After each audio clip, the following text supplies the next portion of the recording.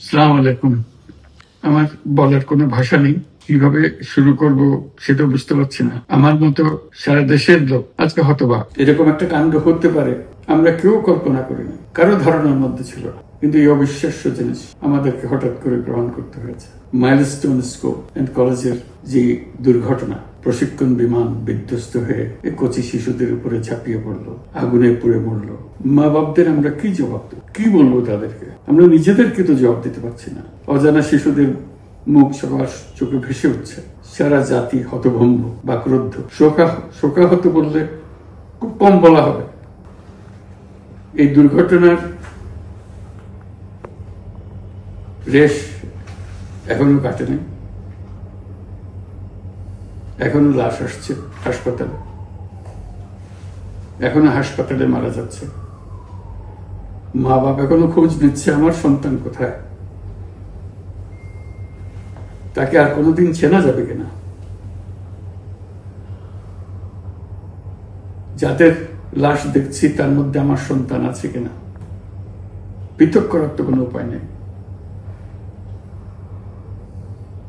এরা আমাদের সবারই সন্তান, হঠাৎ করে চিরদিনের জন্য চলে গেল। আমরা অবশ্যই তদন্ত করব, তদন্তটা তারা ফিরে আসবে না। আমরা চিকিৎসার ব্যবস্থা করছি, সবাই ঝাঁপিয়ে পড়েছে। সকল হাসপাতাল, সকল মানুষ ছুটে আসছে। আমরা সবার কাছে অনুরোধ করছি, হাসপাতালে ভিড় করবেন না, কারণ যারা আহত তাদের জন্য এটা ভালো না। তারা তাদের শরীরে রোগ প্রতিরোধের শক্তি নেই। আমরা ভিড়ে থাকলে আমাদের শরীর থেকে কি রোগ তাদের মধ্যে ছড়িয়ে পড়বে তা বলা মুশকিল। কাজে দূরে থেকে দোয়া করেন সবাই। আমরা বাবা মা আত্মীয় স্বজন সবার কাছে আমাদের সহানুভূতি জানাচ্ছি। বাংলাদেশের যত সন্তান আছে সবাই আপনাদের সন্তান।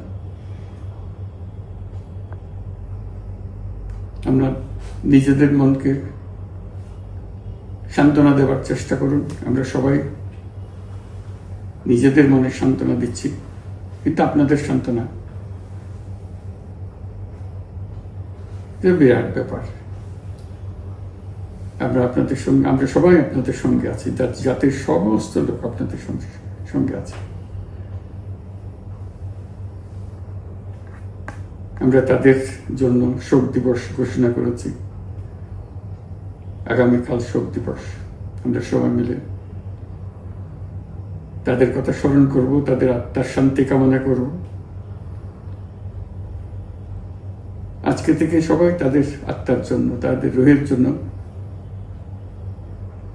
মাগফিরাত কামনা করব। আল্লাহ আপনাদেরকে শান্তি দিন।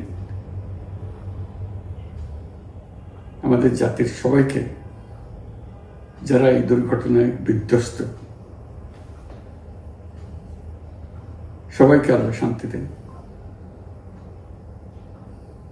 তাদের জন্য দেশবাসী সবাই আমরা দোয়া করছি। আল্লাহ এই শিশুদের জান্নাতবাসী করুন। খুদা হাফেজ।